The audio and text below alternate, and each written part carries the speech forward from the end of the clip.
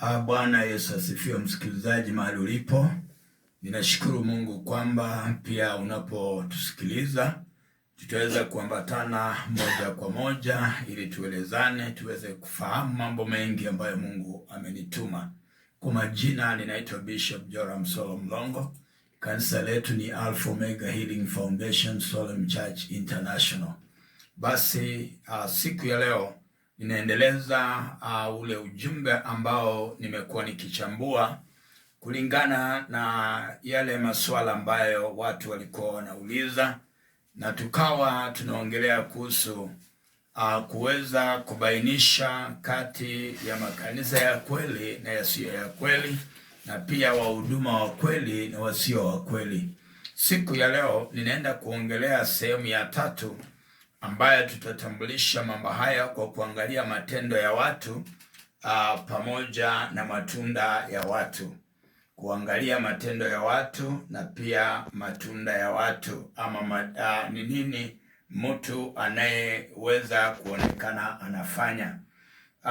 Katika sehemu ya ambayo tutaanza kuongelea kulingana na matendo yaliyo mema yatakayodhihirisha kwamba mtu anafanya mambo katika roho ama katika njia ya haki. Na tunataka tuone kwamba kanisa la haki, tukiangalia kimatendo, matendo ambayo inafanyika kwa hekalu la haki yatakuwa inadhihirisha mfano mzuri wa Kristo Yesu. Itakuwa inaonyesha iwe ni viongozi ama waumini, yaani tabia zao zitakuwa kwa msingi imara ambao unadhihirisha kwamba Kristo Yesu yupo hekaluni. Muumini ataweza kuonyesha wokovu wake vema, na hata yule ambaye ni kiongozi pia ataonyesha njia zake vizuri katika neema ya Mungu, ili amani ya Bwana ipate kuneemeshwa na Bwana wa amani apate kubariki walio wake. Tunataka tuangalie kwamba katika Mathayo sura ya 7, Mathayo sura ya 7 mstari wake wa 16 hadi wa 20. Neno la Bwana likasema, mtawatambua kwa matunda yao. Je, watu huchuma zabibu katika miiba au tini katika mibaruti? Vivyo hivyo kila mti mwema huzaa matunda mazuri, na mti mwovu huzaa matunda mabaya. Mti mwema hauwezi kuzaa matunda mabaya, wala mti mwovu wa kuzaa matunda mazuri. Kila mti usiozaa tunda zuri ukatwa ukatupwa motoni. Ndiposa kwa matunda yao mtawatambua. Tunapoangalia ni Yesu Kristo mwana wa Mungu ananena ujumbe huu ili watu tupate kuelewa kwamba mtu aliye mwovu Mungu hatamtaka wala kumkubalia. Na neno la Bwana likao natuonyesha kwamba wakati unachuma zabibu itabaki kuwa zabibu na uweze ukaitoa katika miiba. Namaanisha kwamba matendo yako lazima yabaki yakionyesha dhahiri shairi kwamba umeokoka, na pia hata matunda unayodokeza katika maisha yako lazima yapate kuonyesha hakiki kwamba umeokoka. Lakini wakati itakuwa ni kwamba unafanya mambo kinyume na utaratibu, jua kwamba neema ya Mungu itapata kukuondokea. Wakati unakosa utaratibu, neema ya Mungu itapata kukuondokea. So mpendwa, lazima upate kuelewa kwamba mambo haya lazima tuangalie katika hekalu la Mungu, ama katika huduma ule tuangalie hata kwa watumishi wa Mungu. Matendo wanayofanya inastahili kwamba iwe na matunda mema, na pia iwe mambo ambayo unapoangalia inafanana na Kristo Yesu. Naposema kufanana ni kwa njia ipi? Unapata kwamba huenda hata kama ni mahubiri ama mafundisho lazima ielekee katika njia ya kuelekeza watu mbinguni, na pia tabia za mtu zidhihirishe kwamba mtu huyu anajua maandiko na amekubali wokovu. Hiyo ndiyo njia nzuri ambayo itadhihirisha kwamba mtu huyu ameokoka na mtu huyu anamtumikia Mungu na kanisa hilo limekubali njia ya Bwana. Matendo yakiwa kama ya uasherati hekaluni, na unapata kwamba uasherati huu haushangazi mtu yeyote, wanaona ni kawaida. Unapata mtu ambaye huenda ni mchungaji amezaa na mke wa kasisi, yule ambaye ni askofu wa lile kanisa huenda amezaa na mtoto wa mtu ndani ya hekalu la Mungu, lakini watu wanachukua kuwa kawaida. Jua kwamba hapo kuna ukosefu wa imani ya Mungu. Na mambo kama hayo utakapoona watu wanaichukulia kawaida na wanajua vizuri sana mambo yanajulikana, basi hapo itaonyesha kwamba Mungu hayupo mahali pale, na hata kama yupo basi amelekezwa. So lazima uangalie mambo kama hayo. Wacha tuangalie what are the visible fruits. Matunda yatakayoonekana ni matunda ya namna gani? Jambo la kwanza, kanisa la Mungu lazima liwe na upendo na pia unyenyekevu na pia sifa nzuri katika ibada. Yaani kuwe na mambo yanayoonyesha kwamba kuna unyenyekevu na kuna mambo ambayo ni ya hali za upendo, na pia tuweze kuona kwamba yana sifa nzuri. Kanisa la kweli lazima lidhihirishe sifa nzuri, na matendo yatakayoleta sifa nzuri yanajulikana. Lakini hawezi kufanya mambo kama for example kanisa, mtu ambaye ni mhuduma ni mlevi, mtu ambaye ni mhuduma ni msharati, mtu ambaye ni mhuduma ni mtu anapiga hata watu. Hilo kanisa litaonyesha kwamba wale wahuduma si wa Mungu, na lile kanisa litakuwa tayari limeondolewa kwa msingi ulio mwema, limeingizwa kwa msingi wa kishetani, kwa sababu maarifa iliyo mahali pale hayadhibitishi ukweli wa Mungu. Ndipo tukisoma katika kitabu cha Wagalatia sura ya 5 mstari wa 22 na 23, neno la Bwana likasema, lakini tunda la Roho ni upendo, furaha, amani, uvumilivu, utu wema, fadhili, uaminifu, upole, kiasi. Juu ya mambo kama hayo hakuna sheria. Unaona, mwandishi ambaye ni Paulo anakuja anadhihirisha ni lipi ambalo ni tunda linalokubalika, na akaliita tunda la Roho. Akasema kwamba inastahili watu hekaluni mwa Mungu, awe mhuduma ama awe yule ambaye ni muumini, azingatie upendo. Jambo la pili, waumini na watumishi lazima wafurahiane. Kunapoanza kuibuka chuki na vita, ama watu kadhaa wanakuwa na mambo ya namna hiyo, hawaulizwi ni kwa nini wanakuwa kwa njia kama hiyo, basi hiyo itadhihirisha kwamba mwongozo umepotea. Pia hekalu la Mungu linastahili liwe na amani. Tunapoongea kuhusu amani, haimaanishi kwamba hakuna matukio maovu hekaluni mwa Mungu. Kuna hali ambayo watu wanaweza kosa kusikizana kwa njia moja ama nyingine, lakini kwa sababu ya tunda la amani lazima kuwe na maongezi na maafikiano. Watu wanapoingia kwa maafikiano wanakuwa na amani. Basi pia jambo lingine, ili amani ije lazima kuwe na kuvumiliana. Wakati watu wanavumiliana kwa hekalu la Mungu, basi itadhihirisha wazi kwamba kuna neema ya Mungu. Mtu wema, matendo ya mtu lazima yadhihirike kinaga ubaga kwamba ni mtu anayemjua Mungu, nayo itaweza kuleta neema na kanisa la Mungu litaweza kudhibitika. Fadhili, kanisa lolote lazima kuwe na imani kwamba Mungu anatenda. Wakati hata kuna mambo yanayotukia, lazima watu waamini Mungu na wajue kwamba fadhili za Mungu ni tele na zionekane katika hali. For example, wagonjwa wapone. Jambo lingine ni kwamba watu wenye na matatizo mbalimbali katika kuhusiana katika imani ya maombi, fadhili za Bwana zipate kudhihirika hekaluni mwa Mungu. Hilo ni jambo muhimu sana katika neema ya Bwana. Jambo lingine ni uaminifu. Mhuduma kwa mhuduma, mhuduma kwa muumini, muumini kwa mhuduma. Lazima kuwe na uaminifu. Njia ambayo inajenga imani ya kanisa ipate kwenda mbali. Kuwa na uaminifu hata kwa watumishi wa Mungu, kuwa na uaminifu hata kwa waumini. Hilo ni jambo dhahiri shahiri kwamba watu wanastahili kuzingatia. So watu wanapoweza kufuata njia kama hiyo, utapata kwamba njia ya maisha yao itakuwa rahisi na neema ya Bwana itapata kuwa pamoja nao, na utapata kufunguliwa kwa uwezo wa Bwana na kwa baraka zake Mwenyezi Mungu. So wapendwa wasikilizaji, tunastahili tupate kufahamu kwamba kanisa likiwa katika msingi kama huo, basi mahali pale hata neno la Mungu litawaponya watu, na hata maombi itakayofanywa mahali pale yatakubalika mbinguni. Madhabahu ya mahali pale yatakuwa matakatifu na neema ya Bwana itakuwa pamoja nasi. Tunda la pili ambalo inastahili tuangalie pia katika kanisa ni accountability and transparency in leadership. Mara nyingi unapata kwamba kanisa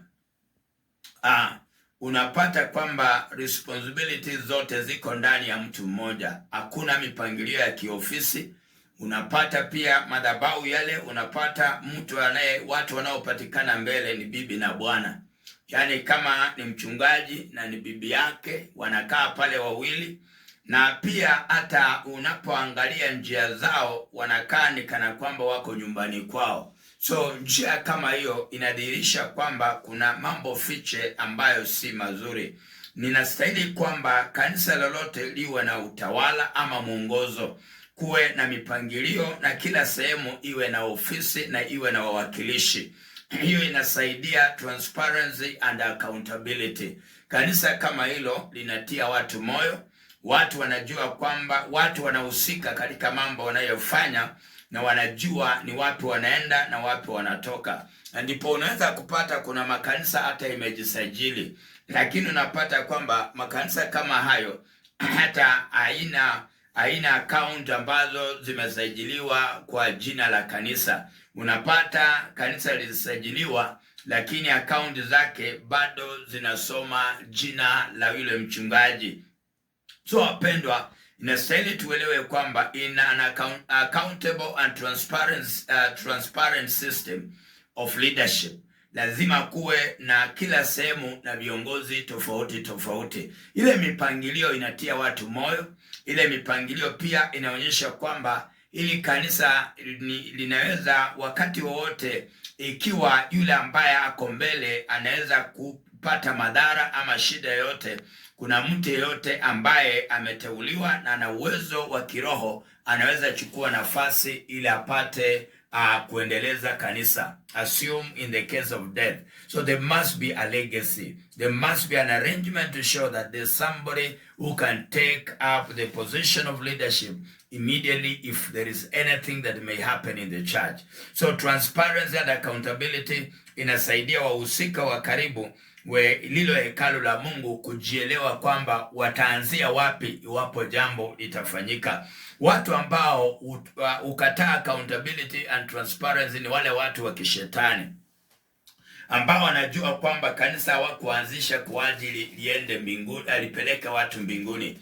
Walianzisha wakiwa na malengo kwamba huenda wakatafute utajiri wao. Na sehemu kama hiyo inakuja kwamba kudhihirisha kwamba hakuna Mungu mahali pale, na hata kama kuna Mungu anachelewesha na watu kadha wa kadha. So lazima tupate kuelewa. Wache tuangalie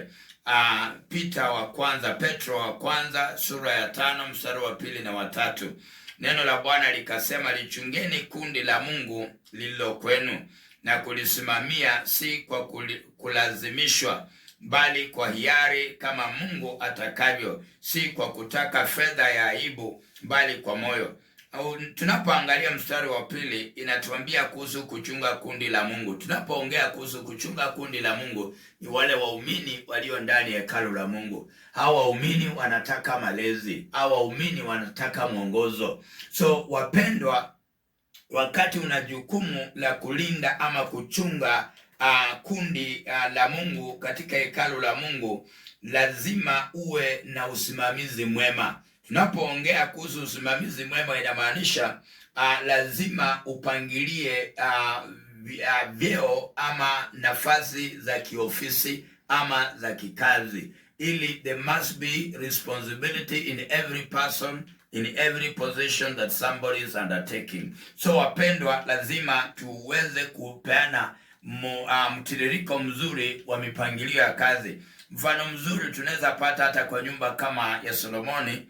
Unapoona huyu mwanamke ambaye huyu wa Sheba, Malikia, alipoenda kule kwa Solomoni, akaangalia kuanzia kwa hekalu la Mungu, mipangilio ilikuwa shwari na kila mtu alikuwa na nafasi yake na alifanya kwa ustadi mkubwa. Akaenda mpaka kwa nyumba yake, kulikuwa na mpangilio ulio mzuri. So mpendwa, mpangilio ni kitu muhimu ambacho lazima tupate kufahamu kwamba ikiwa tutakuwa na mpangilio mwema, basi neema ya Mungu itapata kudhihirika, nasi tutapata kufunguliwa kwa uwezo wa Mwenyezi Mungu. Na neno la Bwana likasema hatustahili kulazimisha waumini. Kundi la Bwana halistahili kulazimishwa. Inamaanisha nini? Waumini wanastahili kuongeleshwa na kuelekezwa na pia kuelezewa vizuri ni jambo lipi linalotaka kufanyika katika nyumba ya Bwana, na pia kuhusishwa katika masuala mbalimbali. Wherever they are skilled, they can also manage to participate. That one means it's not a one man guitar. Ni kazi ambayo inawajibika kwa kila mtu kulingana na ujuzi wake na kwa nafasi yake. So waumini wanastahili waelezewe, waongeleshe, wafahamishwe kwa njia moja ama nyingine, wapate kuelewa kanisa lao linaenda wapi. Na hiyo ni sio jambo la hiari, ni jambo la lazima, ili tupate kuelewa neema ya Mungu katika maisha ya mwanadamu. So kwa njia moja ama nyingine, inastahili tuelewe kwamba mtu wa Mungu lazima upate kuelewa kwamba kwa kila jambo unalolifanya lazima lienende kwa njia ya haki, ili tuone amani ya Bwana, naye neema ya Mungu itakuwa pamoja nasi.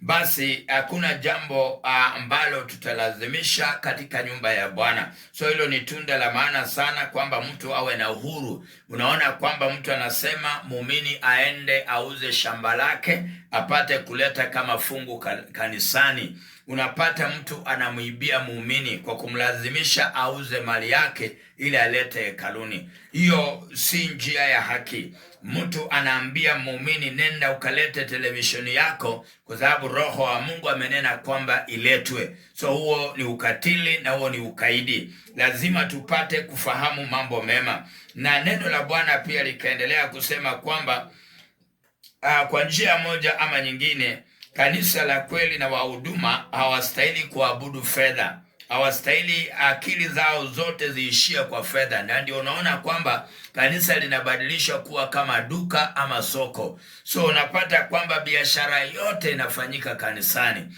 And that's why huwa tunashauri kwamba hata kwa hekalu la Mungu hakustahili kuwa na mashirika ambayo watu wamezoea kuita lugha ya kawaida mikanda. Haistahili ifanyike ndani ya hekalu la Mungu. Watu wanaotaka kujiunga na mashirika mbalimbali, kuna mashirika ambayo yako kule kazini, kuna mashirika ambayo yako ya kibiashara, inastahili ya kuwe very independent, not run in the church, ili neema ya Mungu ipate kuonekana. Kwa sababu watu watakapokuwa na mtazamo wa fedha sana ndani ya hekalu la Mungu, watakuja kupigana vita na watararua hekalu la Mungu. Chuki na vita haitakosa, itapata kuinuka. So inastahili tuelewe kwamba tusitamani fedha ama kuwa akili zetu zote ziko kwa fedha. Hekalu ambalo utaona mhuduma ama hekalu limewekwa kwa msingi ya kuangalia biashara ya kifedha, hekalu linatumika kama sehemu ya biashara, hapo ni kinyume cha njia ya Mungu. Bali inastahili imani ya hekalu la Mungu iwe katika moyo, lakini si kwa ajili ya biashara, ili neema ya Bwana ipate kukuwepo na amani ya Kristo ipate kukuwepo. Basi mstari wa pili unaona watatu, neno la Bwana likasema wala si kama wajifanyao mabwana juu ya mitaa yao, bali kwa kujifanya vielelezo kwa lile kundi.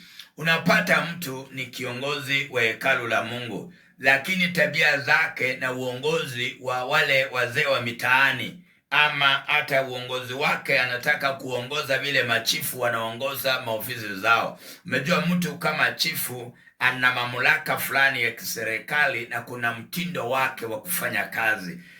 Mtu kama polisi ana njia yake ya kufanya kazi, na ndipo unapata kwamba kuna makanisa mpaka unapata wachungaji ama watumishi wale wa hiyo kanisa wanapiga watu watangumi, kofi na mateke. Sasa unapata kwamba hawa ni watu ambao wanajifanya mabwana juu ya mitaa yao. Yani wanachukua, wamekuja kutawala. In English you call it manipulation. Yani unachukua mtu akili zake anapumbazika kiwango ambacho unamfanya vile unavyotaka. So kwa njia moja ama nyingine, kanisa la kweli alistahili liwe na mabwana wajifanyao mabwana wa namna hiyo, katika ni kama mfano wa watu wa mitaani. Lakini wanastahili watu wa Mungu wakuwe vielelezo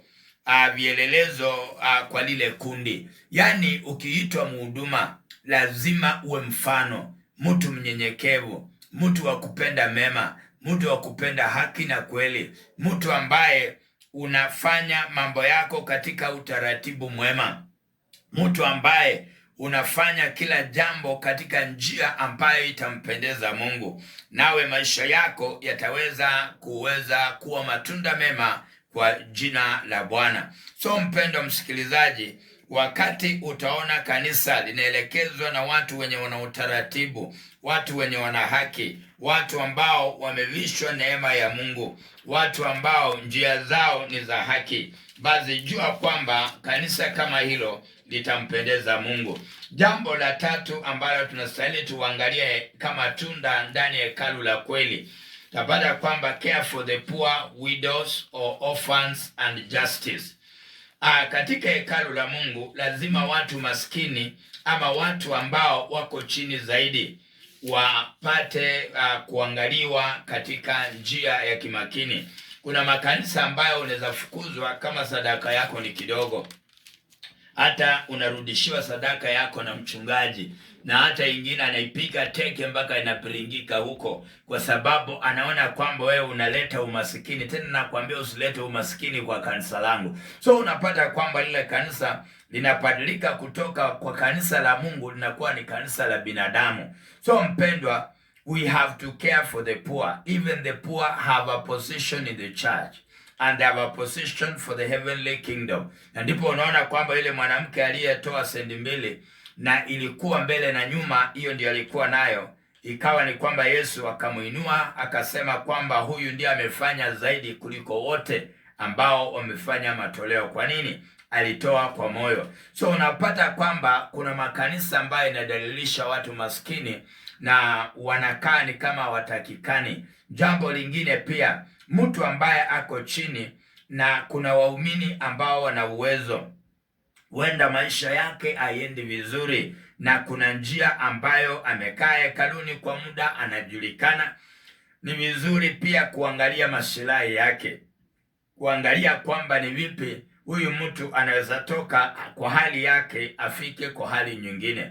It's not good you are in a church, kuna watu wanafanya kazi kubwa kubwa, but somebody who cannot even have a cup of water. Hiyo ni hatari sana. Kama kuna mwongozo ulio mwema, lazima watu kama hao wataweza kujaliwa, na hata watoto wao kama kuna njia yoyote wanaweza kusaidiwa kwa ajili ya masomo yao. Kuna watu ambao we have the widows, wale wamefiwa, wajane, na katika maandiko kuna mjane kweli kweli na mjane. So tunapoongea tunaongelea kuhusu wajane kweli kweli. Wajane kweli kweli ni wale watu wamekomaa, hawataoleka tena, nao wako ndani ya nyumba ya Bwana na wameamua kuabudu Kristo.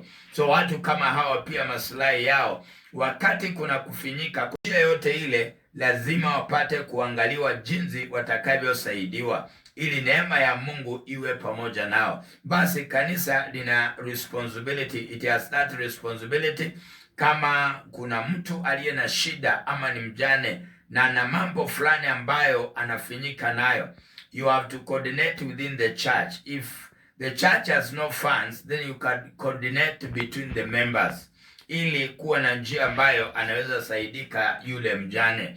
The orphans, wale ambao wamefiwa na wamebaki mayatima, they can also be helped in one way or another if the church has funds.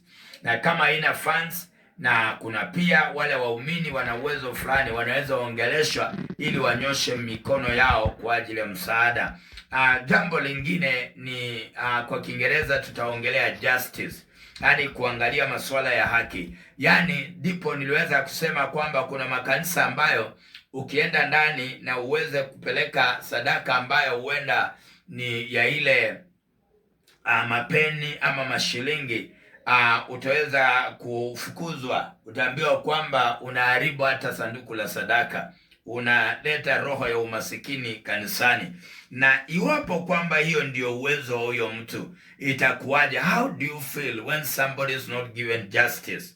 Jambo lingine, when you talk about justice, ni kwamba hata kama kuna mambo ambayo yamefanyika, lazima kuyachunguza vizuri, yaongelewe katika utaratibu mwema, ili kila mtu apate haki yake na apate kueleweka vizuri, so that you can have even a place to defend yourself, and maybe you can also say what you know about your problem.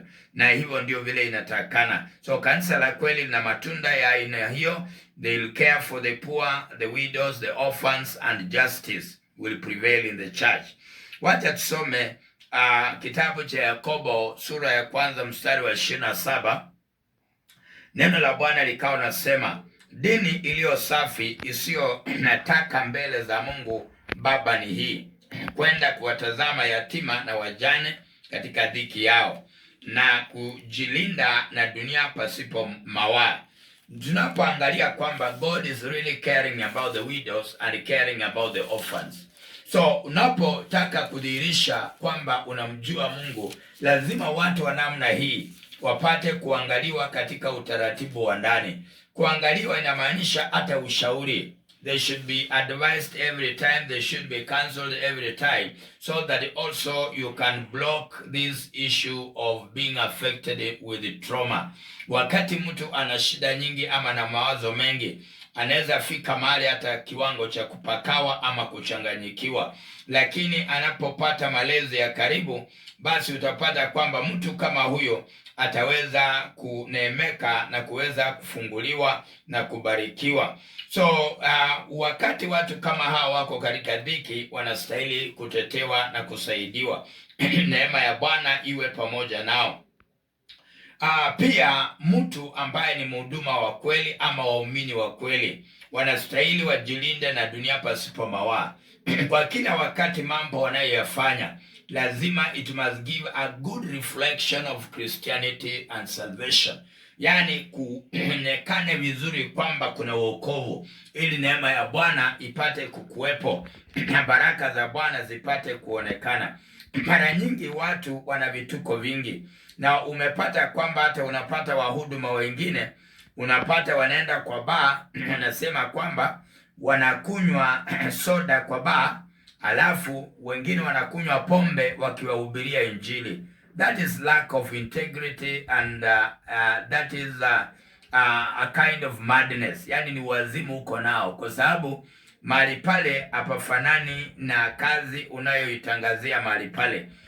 So mhuduma mzuri lazima angalia mazingira atakayokuwa nayo. That's why unaona tukaambiwa kwamba tujilinde na mambo ya kidunia ambayo yasiyo na mawai, tusije tukawa katika mawaa. Yani watu wakatuwazia vibaya, watu wakatufikiria vibaya, na mambo yetu yakawa magumu.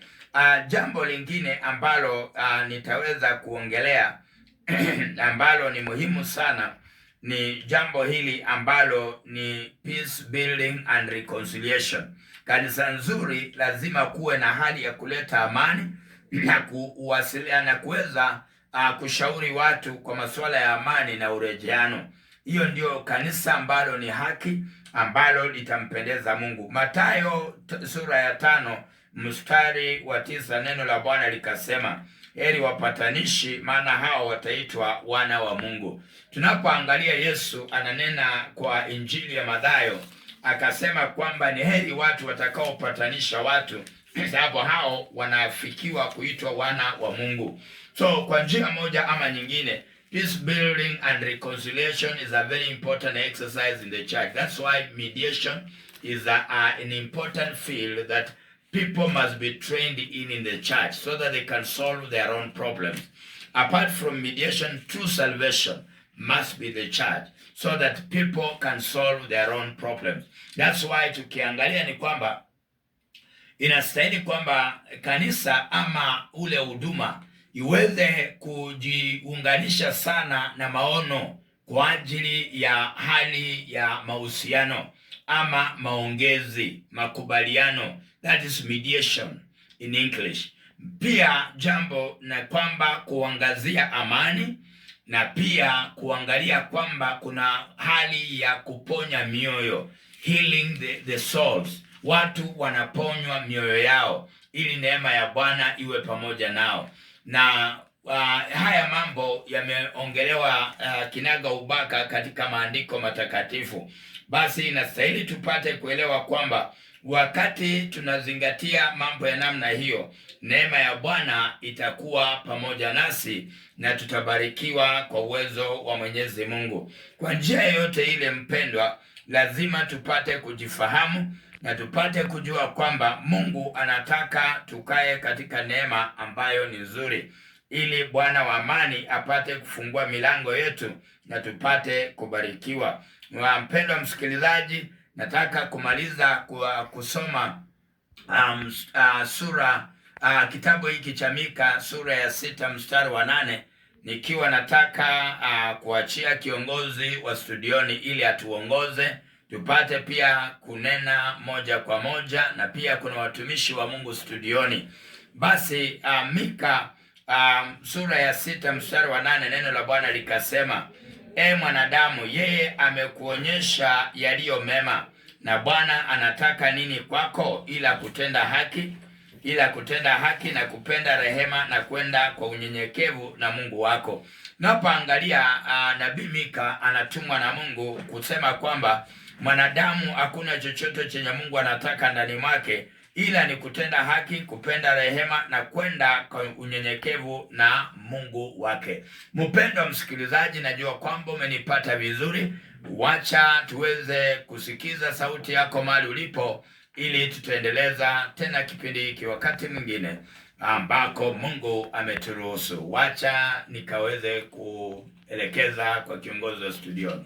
Alright, asante sana msikilizaji pote pale ulipo, ikiwa ni dakika zimekwenda ya za kuhesabu hivi tutakuwa tukiondoka studio, lakini muhimu zaidi tuweze vile kuweza kusikia kutoka upande wako, ambapo ni mengi ambayo mchungaji ameweza kuzungumzia ya Askofu Joram Solo Mlongo, ambapo msikilizaji tumekuwa naye mawili matatu umeweza kuyapata. Kuna jambo ambalo labda kidogo ungependa kuweza kulisikia kutoka kwake, ama labda kidogo kuna mchango ama shukrani kutoka kwako msikilizaji, itakuwa ni muhimu tena zaidi. Nambari zangu za simu studioni kwa sasa ikiwa ni 0784993993 ama 0704993993. SMS line ikiwa wazi kabisa 0702993993, zikiwa ndizo nambari za kwetu za mawasiliano papa hapa. Tupate kopo la maji kidogo, alafu tukirejea msikilizaji, simu yako 0784993993. SMS line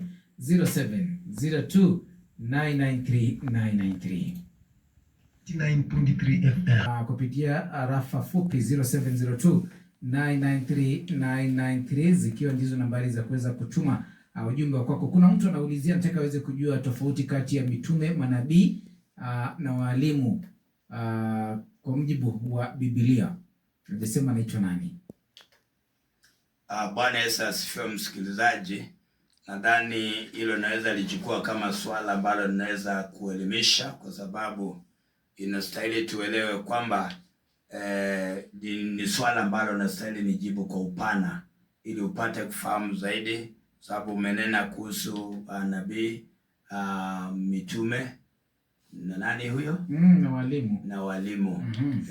Kwa sababu lazima inahitaji nafasi nzuri.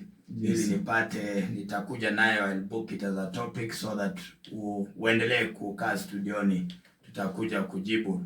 Nabii utoa ujumbe ambao unaokuja na pia ambao huenda ulitendeka pale awali na pia uliopo kwa sasa. Yes. Na mitume aswa wanafanya kazi ambayo Yesu Kristo mwana wa Mungu aliitenda katika uponyaji, miujiza, ishara na maajabu, na pia katika kuhubiri na kuweza kuelekeza watu katika njia ya neno la Mungu. Mwalimu haswa sana ni yule anachambua maandiko matakatifu watu wapate kuelewa zaidi. Lakini pia kwa ufahamu mwingi, ningependa, kwa sababu muda ni mdogo, ningependa niifanye kama topic ambayo nitaongelea siku nyingine. Naam. Alright, huyu anasema anapongeza kipindi, niweze kumsalimu mchungaji studioni kwa mahubiri mazuri. Anasema amebarikiwa zaidi leo, hakuenda kanisani lakini kutokana na mafunzo yako angalau siku haijaenda bure. Alafu kuna mtu anauliza, anasema madhabahu ni wapi na ni nani anayestahili kusimama juu ya madhabahu? Madhabahu ni mahali ambapo paliandaliwa kwamba hapa ni mahali patakatifu pa Bwana, na mahali pale katika hekalu la Mungu, mahali pale panastahili paweze kuongozwa na kuhani wa hilo hekalu. Kwa sababu katika ukuhani kuna viwango mbalimbali. For example, huenda kanisa ambalo unaenda linaongozwa na kuhani kiwango cha mchungaji. Yule anastahili akae madhabahuni, na pia kuna viongozi wengine ambao ni makuhani kama wale mashemazi. Kama ni mchungaji kuna mashemazi, kuna wazee wa kanisa. Una wale watu wakomavu ambao wamekaa katika njia ya utakatifu. Na pia katika mpangilio wa madhabahu kiheshima ni kwamba lazima kuwe na sehemu zile ambazo ni makuhani wale wa kiume, na pia kuwe na sehemu imetengwa ya wale makuhani ama wake wa makuhani ambao wanafanya kazi katika nyumba ya Mungu, lakini sehemu ambayo inadhihirisha kwamba kuna mpangilio wa utakatifu. Anasema niombee mie na stanzia, utuombee mie na mzee anaitwa Kipla na watoto wetu. Hajasema uombee juu ya nini, lakini anasema tuweze kuombea na stanzia na mzee wake Kipla. Alafu kuna huyu anasema kwamba mimi ni shabiki mgeni, nimebarikiwa zaidi na kipindi, natokea maeneo ya Kaboyo. Shukrani, Mungu aweze kuwabariki sana. Alafu kuna mwingine anasema nini, jumbe ametuma mara mbili unafuatana. Alafu kuna anasema kwamba mbarikiwe sana studioni, hajasema ni nani, lakini SMS mzaji tuma kwa 0702 993 ukituma kwa nambari nyingine hizi za kupiga inakuwa ni changamoto zaidi. Simu inapotaka kuingia inakuwa ni kwamba ujumbe unakatisha. Kwa hivyo na ningependa mchungaji huyu alikuwa anasema tuweze kumwombea. Alafu kuna mtu alikuwa anasema kwamba ana swali jambo kidogo ni kando na mafundisho leo. Anasema kwa nini mazishi hayafanyiki siku ya Jumapili?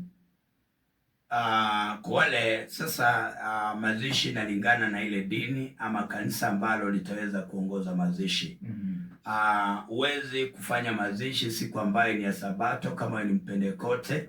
Na pia kama dini ya Katoliki pia ni wanaabudu kwa siku ya Jumapili. So siku ambayo ni ya Sabato, siku ambayo inastahili kwenda kuabudu na kusherekea Bwana hekaluni mwa Mungu, huwezi kufanya mazishi. Na ndipo unapata kwamba kanisa kama for example kanisa la Sabato la KSDA, hao wanaweza zika mtu Jumapili because wao ni siku ya kawaida. So wewe ukiwa Mpentekoste hutatarajia kwamba utazika mtu kwa siku ya Jumapili. So siku ya Jumapili ambayo sisi ni wa Pentekoste, umejua siku hiyo ni siku yetu na Mungu. So hatuwezi kuzika mtu Jumapili. Yes sir. Lakini Msabato yana uhuru kwa sababu ni siku kama nyingine kwake. Alright, msikilizaji, ndio hivyo, ni kupitia 0702993993 unatuma SMS yako na tuweza kuishughulikia. Nadhani kwamba kuna watu ambao walikuwa wanapongeza kipindi, alafu kuna yeye alikuwa anataka tuweze kumwombea yeye na mume wake anaitwa Anastasia na mume wake Kipla, tutakuwa tukiwaombea. Alafu kuna mtu alikuwa tutakuwa tukirejelea nambari ya simu ya mawasiliano kama labda kidogo mtu angetaka apate maombi kutoka kwako. moja kwa moja. Msikilizaji, nambari yangu ya simu ni 0708 272 229. Nitarudia 0708 272 229. Ukipika kwa nambari ile utanipata na tutaweza kuzungumza nawe wakati wote nina nafasi. Alright, anasema kwamba ninafurahia mafundisho, lakini anasema kwamba jamani, ningependa kufahamu kitu fulani kuhusiana na fungu la 10. Nadhani fungu la 10 ni sehemu ya 10 ya zile fedha ambazo ama zile baraka ama mapato ambayo imeipata, huenda kwa juma ama kwa mwezi, kulingana na vile unavyo patana na riziki yako. Kuna watu wafanyakazi wa serikali wao wameajiriwa, fungu lao watatoa mwisho wa mwezi baada ya kupata mshahara. So ni sehemu ya 10. Inamaanisha nini? Uchukue ule mshahara wako, labda ni 1,100. Sasa utaweza kufanya hesabu ya 1,100, 10 over 100 of 100,000, basi utapata 10% hiyo pesa, na hiyo itakuwa ni 10,000 shillings. So kwa njia moja ama nyingine, kama ni mavuno yako ambao unataka kutoa fungu, utapata kwamba uko na magunia 10, basi utatoa gunia moja, itakuwa ni fungu la utatoa magunia 10, utatoa gunia moja kama fungu la 10. Na neema ya Bwana itakuwa nawe. So hiyo ni kwa sababu ya kuweza kutengeneza mahusiano yako na agano lako na Mungu, kwamba maisha yako yakae mbele za Bwana, na pia Roho wa Mungu akae akishughulikia maisha yako. Na hiyo inatolewa kwa hekalu la Mungu, haitolewi barabarani ama kwa miti ama kwa magari. Gari halitembei boma baada ya jingine kisanya. Hawa ni wakora, hawa ni wezi, wanastahili waende kamiti. Yeah. Alright. Na hapo tunasema kwamba labda nikirudi nyuma hapo, kwa mtu ambaye anafanya kazi anapata mshahara, hiyo ni mwisho wa mwezi.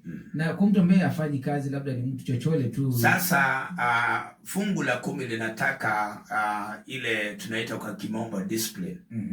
Wewe mwenyewe you have to calculate, because hakuna mwenye atakuja kusimamia kwako.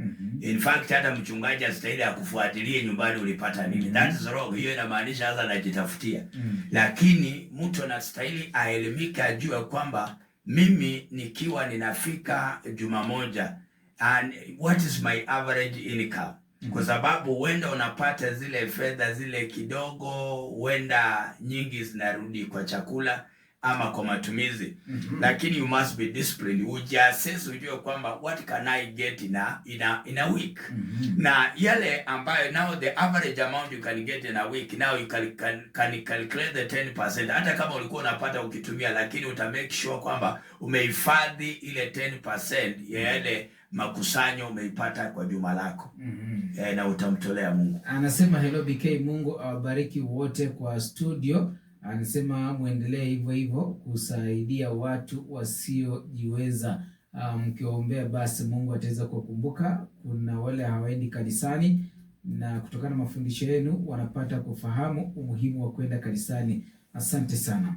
Alafu kuna mwingine alikuwa anasema kwamba ningependa askofu aweze kutueleza mawili matatu kuhusiana na ufahamu wake kuhusiana na hili. Kuna baadhi ya viongozi wa kanisa ambao wanatumia vyombo vya habari wakiita watu waje kwenye mikutano yao ili wapate miujiza ya uponyaji.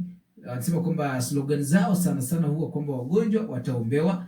Anasema nataka mchungaji studioni aweze kutufafanulia hapo kidogo. Kama kweli wale wanafanya kazi na Yesu, basi kwa nini hawafufui wafu na hawaponyi watu ambao wameweza kuvunjika au miguu au mikono?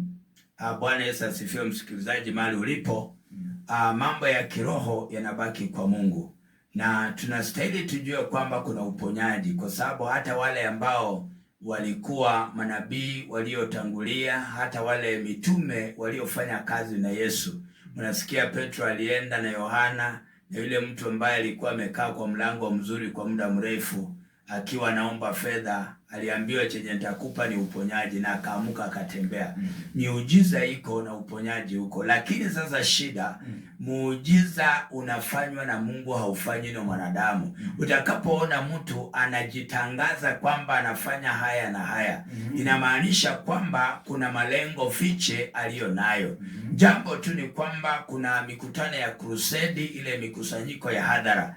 So unaweza kuwa umeenda pale, lakini Roho wa Mungu akatenda kazi na akakuponya kwa shida yako, ama ukaenda mahali ambapo wanafanya kazi ya Mungu na ukaombewa ukapona. So kazi ya Mungu ipo, lakini kitu ambacho Mungu hataki ni kwamba uonekane wewe unajitukuza kwamba kazi ni yako. So hapo ndio makosa, lakini miujiza, uponyaji na ishara ziko. Yes, so ujue iwe msikilizaji. Mwisho kabisa, labda tutakuwa tukipokea hii iwe jumbe ya mwisho. Anasema ukienda kanisani kuna baadhi ya wachungaji ambapo wakiomba wanatumia lugha ambayo tuelewi. Anasema rapa kata sijui nini, horoshiba nini. Sasa mimi anasema sasa yeye anasikiliza aone kuna mtu atatafsiri, haelewi chochote. Anadhani Paulo aliongelea mambo hayo.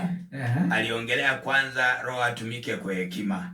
Na panapo mtu anayeongea katika ndimi, kuna stahili kuwa na mfasiri.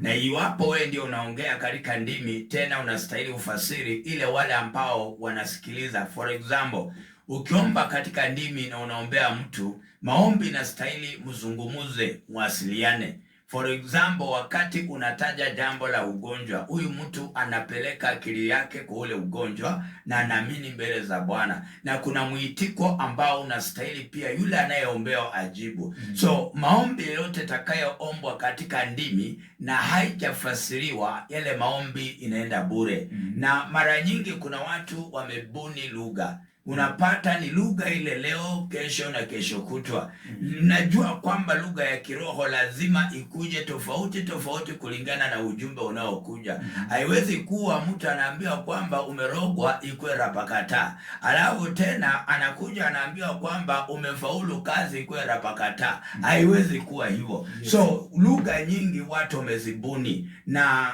that's why unapata kwamba ni watu wanataka kuficha ukweli, and that's why sometimes we warn people, kama hakuna ufasiri, mtu anaweza kuwa anatumia lugha kutukuza miungu yake, na wewe unafikiria ananena na Mungu. So lugha inastahili, unless mtu anajiombea mwenyewe. Kwa sababu mtu akijiombea kwa mwenyewe naenda katika roho, lugha inaweza kusaidia mtu, labda anatubu, alikuwa ameweza kuhusika na mke wa mwingine and within the church, na hii lugha inaweza ficha mtu asielewe ni mambo gani ambaye anaongea. Mtu analia anataka aokolewe na kusamehewa. So ukisema rapakata shikatata, na iwe ni kwamba una tupu dhambi zako upate kutoka kwa dhambi, na watu wengine wasijue yale uliyoyatenda, lakini Mungu ayajue peke yake. Hiyo haina shaka lolote. Lakini kuombea mtu lazima uombe kwa lugha inayoeleweka, ambayo inasikika, ili you communicate in prayer.